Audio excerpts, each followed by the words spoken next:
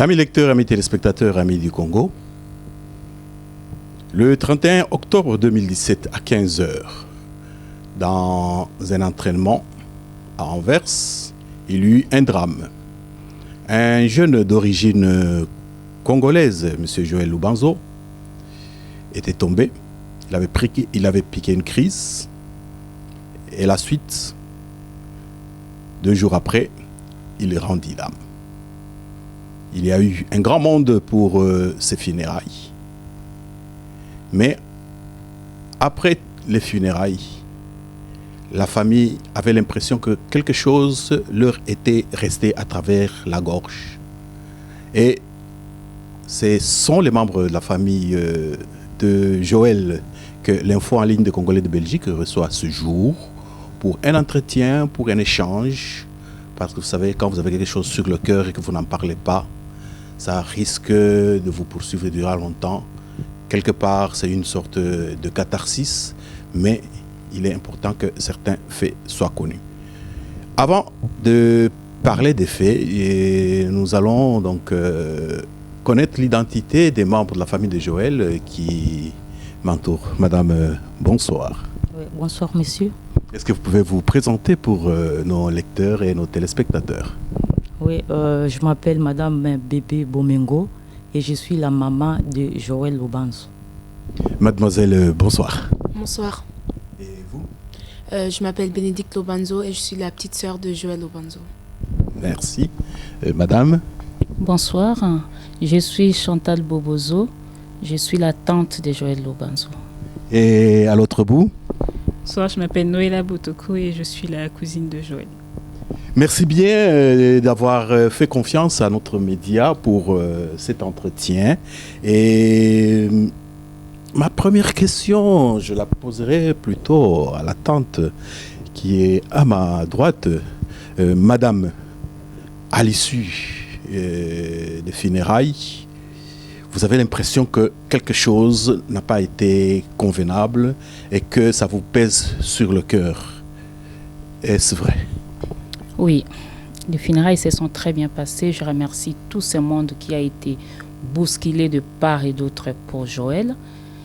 Mais moi, ce qui m'est resté à cœur et un goût amer, c'est la prise en charge des familles à l'hôpital, là où était amené Joël, la prise en charge des familles en détresse.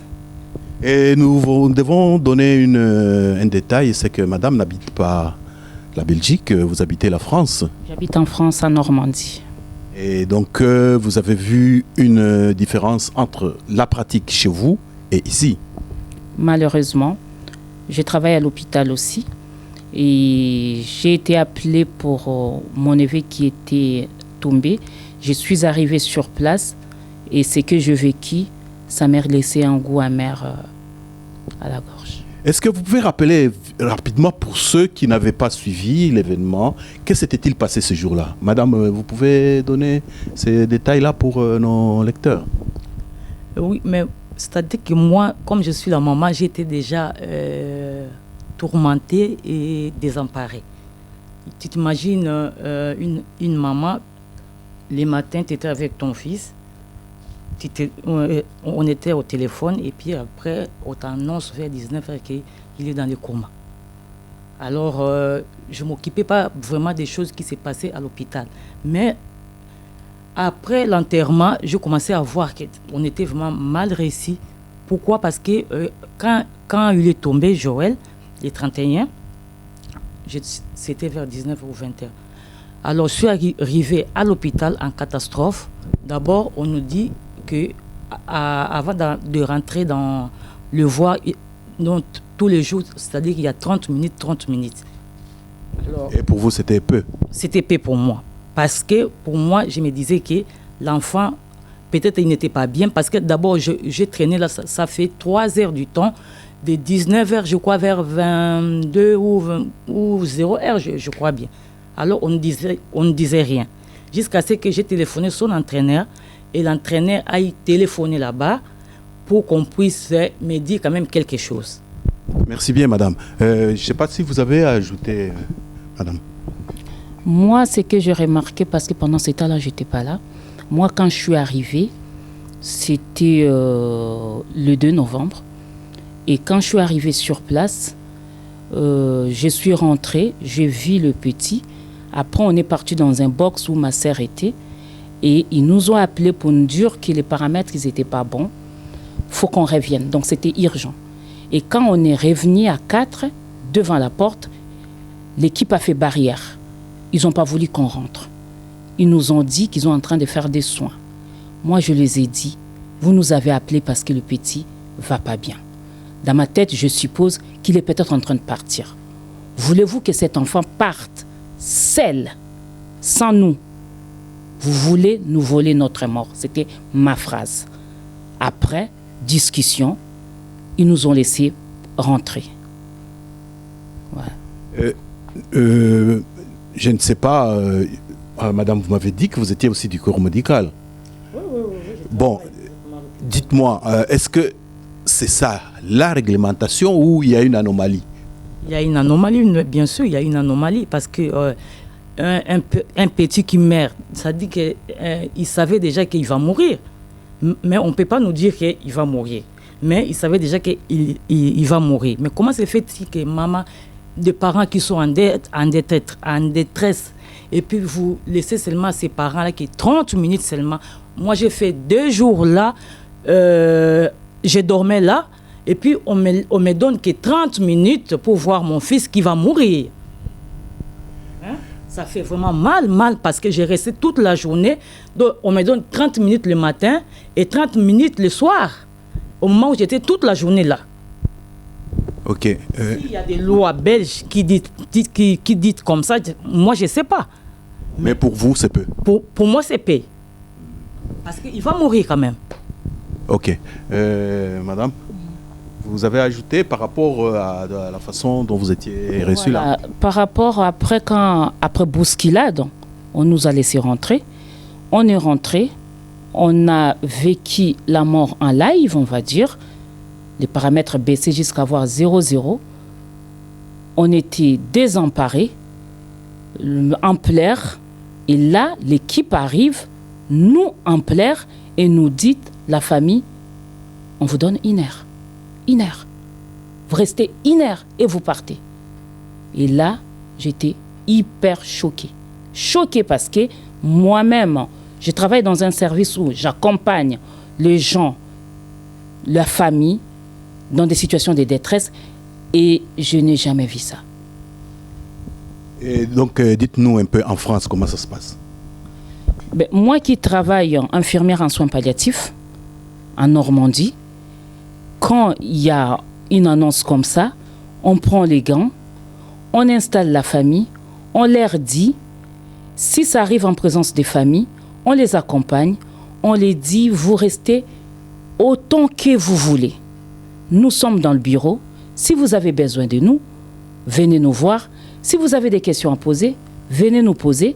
Si même vous partez après l'enterrement, vous voulez encore vous questionner, vous voulez savoir, on est là pour vous répondre.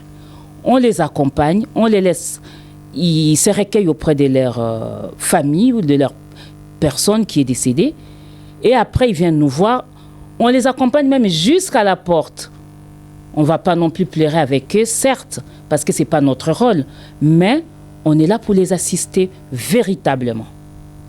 Est-ce que par hasard, il n'y a pas eu un problème de langue? Parce que c'était en Anvers où on parle néerlandais, et il n'y avait pas eu peut-être une barrière linguistique?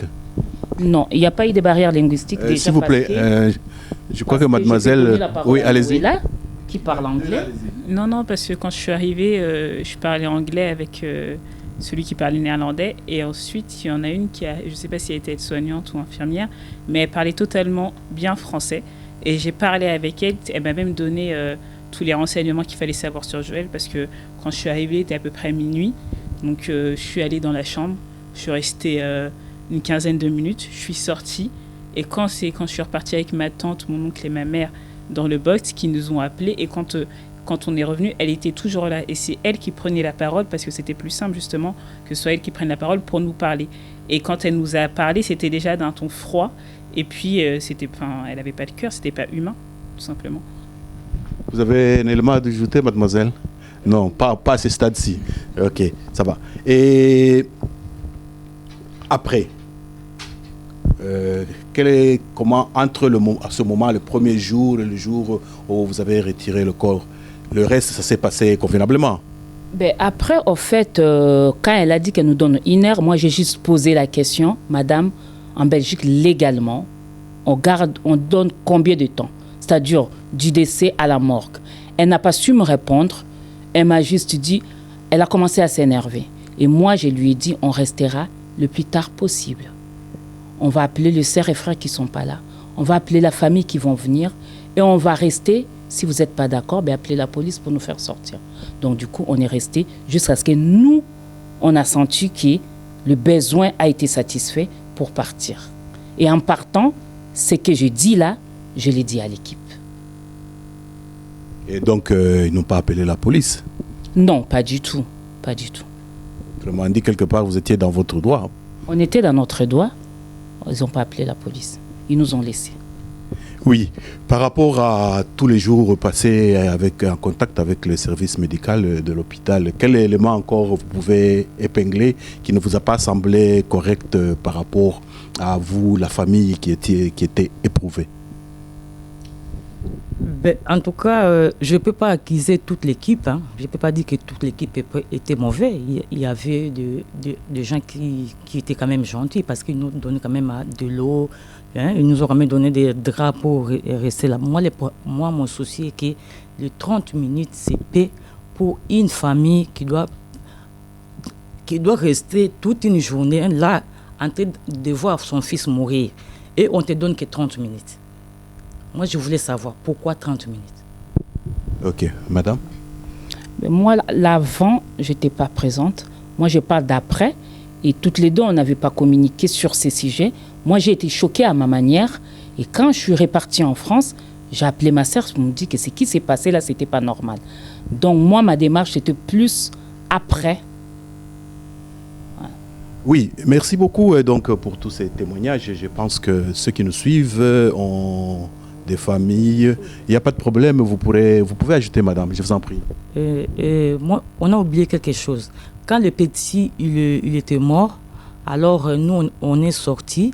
Ils ont débranché tous les appareils qui étaient là, en disant qu'on va les préparer, on va bien les préparer. Bon, on a enlevé tous les sondes et puis on l'a préparé. Donc, quand on est rentré, on était choqués. Pourquoi? Parce que ma sœur, c'est une infirmière aussi. Alors, on nous a présenté un cadavre, la bouche ouverte. Voilà. Et puis, ma sœur lui a posé la question. Il a à l'infirmière, je ne sais pas moi si c'est l'infirmière. Oui. Ok, pour compléter, la maman de Joël, elle a dit qu'il y avait un incident qui vous a choqué. Ouais. Lequel? C'est du fait qu'on nous présente l'enfant, la bouche ouverte, grandement ouverte. Et là, j'interpelle l'infirmière, je dis, mais c'est important, la présentation. Je ne sais même pas d'où me venait la force. La présentation d'un corps, c'est important. Vous présentez un enfant, la bouche ouverte. Là, elle me dit, naturellement, nous cousons, en français, hein, nous cousons la bouche, mais on n'a pas de matériel. Et là, j'étais choquée, j'ai dit, mais c'est barbare. Même si c'est votre pratique, vous n'avez pas à nous le dire, à nous, la famille, que vous allez coudre la bouche, mais vous n'avez pas d'instrument. Et là, j'ai demandé qu'on me donne une alaise ou un thé d'oreiller pour que moi, je le fasse. Et je l'ai fait à la manière française. Oui, je disais ceci. Pour nos téléspectateurs, pour ceux qui nous suivent, nous supposons, vous qui êtes du corps médical, vous apprenez ce qu'il faut faire en dernier lieu avant que la famille n'arrive et entre en contact avec le corps du défunt. Dites-nous ce que vous avez appris et que vous pratiquez. Ce que nous pratiquons, c'est une bonne présentation. Il faut veiller à ce que les yeux soient bien fermés, que la bouche soit bien fermée. On fait une petite toilette et voilà, que le corps soit propre, pas de bave, pas de crachat, que tout soit propre. Et là, nous, on a eu face à un enfant, la bouche ouverte, la bave partout, parce qu'il y avait de la bave. que j'ai nettoyé. Et je pense que c'est choquant. Est-ce que vous en avez parlé aux supérieurs de l'équipe? Ou bien je comprends qu'avec les urgences des funérailles, mais est-ce que vous en avez touché un mot à leur supérieur? Dans l'émotion, c'est vrai que j'ai parlé à l'équipe de ce que je vécu ces jours-là, moi personnellement, parce que les parents, ils étaient en pleurs, mais moi, j'étais en pleurs aussi, mais j'en ai profité aussi pour leur dire un mot, et je les avais dit que je vais écrire un courrier. Voilà.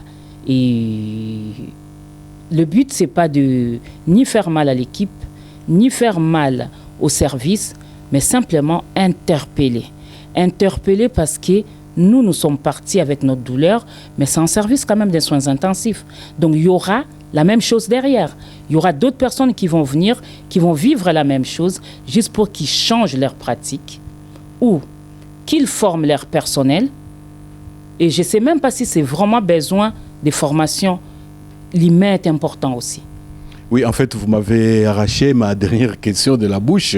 C'était en fait pour savoir, vous auriez pu ne pas appeler les médias, vous auriez pu ne pas médiatiser, garder cela entre vous. Et donc, en quoi est-ce que ce témoignage est utile pour l'avenir? Je vais revenir à ce que je venais de dire, que ce témoignage est utile pour l'avenir, pas pour nous, mais pour les autres. Pour l'équipe aussi. Parce qu'une équipe qui fait des bonnes choses, on leur jette des fleurs, on leur écrit des mots de remerciement. Là, moi, personnellement, je ne peux même pas écrire un mot de remerciement. Mais ce que je veux, que cette équipe-là puisse changer leur pratique pour ceux qui viendront après. Merci beaucoup à tout le monde, amis lecteurs, amis téléspectateurs. C'était un entretien assez pathétique parce que la famille vient de perdre Joël il n'y a pas si longtemps. Le deuil est encore là, mais si la famille a pris la résolution de nous interpeller pour que nous puissions faire cette émission, c'est pour les raisons très évidentes. Ils aimeraient que, après Joël, qu'il n'y ait pas d'autres Joël qui subissent donc pareil traitement. Et bien sûr, l'hôpital dont il est question, s'ils pensent que à travers notre émission, ils ont été un peu égratignés, il est tout à fait normal que soit on fait une émission avec eux, soit on fasse deux sons de cloche, mais je ne pense pas qu'il faut polémiquer parce que Joël est parti, Joël n'est plus avec nous. Si c'était pour pouvoir faire revenir Joël, ça aurait été quand même peut-être nécessaire de polémiquer, mais nous devons respecter la mémoire de notre jeune talentueux qui nous a laissés. Et avant de nous séparer, je donnerai la parole aux membres de la famille pour que si chacun a un dernier mot, il puisse le donner. Mademoiselle, c'est vous qui commencez. Qu'est-ce que vous avez comme dernier mot? Qu'est-ce que vous auriez pu dire que je n'ai pas demandé? Je pourrais parler en néerlandais. Oui. Ik ga in Nederlands praten omdat ik het makkelijker vind.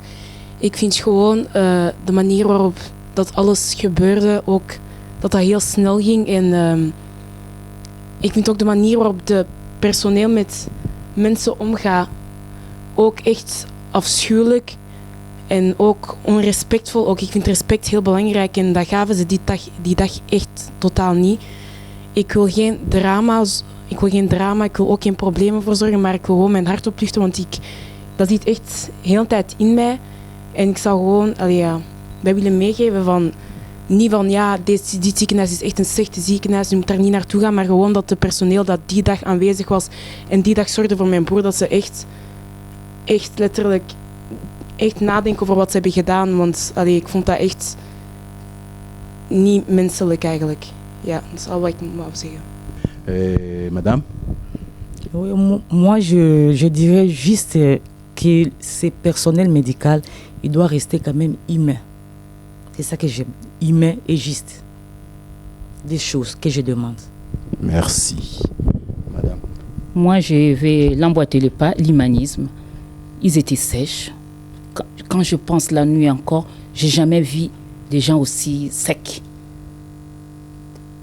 On nous demande en tant que personnel médical de mettre la barrière, certes, mais pas une barrière aussi sèche. Merci. Vous avez l'honneur de boucler. Moi, je dirais que, j'espère que pour eux, ça va être une leçon, que personne ne subisse ce que nous, on a subi, parce que moi, j'étais là et vraiment, déjà la souffrance des parents, ma souffrance à moi-même, et quand je dois gérer du personnel comme ça derrière, parce que oui, j'appelle ça gérer, c'est dur pour eux et surtout pour nous aussi. Merci bien à tout le monde. Et ça a été un plaisir pour notre journal en ligne de recueillir votre témoignage. Nous avions été personnellement à la messe en mémoire de Joël. Nous avions vu comment l'église était pleine, des gens de toute nationalité, de tout âge. On avait refusé du monde, comme on dit, la cathédrale était pleine jusqu'au bout. Et donc Joël a laissé une trace sur cette terre des hommes. Et c'est un peu aussi en sa mémoire, pour honorer ce passage sur terre, que nous avons voulu faire cette émission. Nous vous remercions de nous avoir accueillis chez vous. Nous remercions également notre réalisateur, M. Gérard Canabassao, sans qui ces images ne seraient pas arrivées chez vous. Encore une fois, merci et à la prochaine.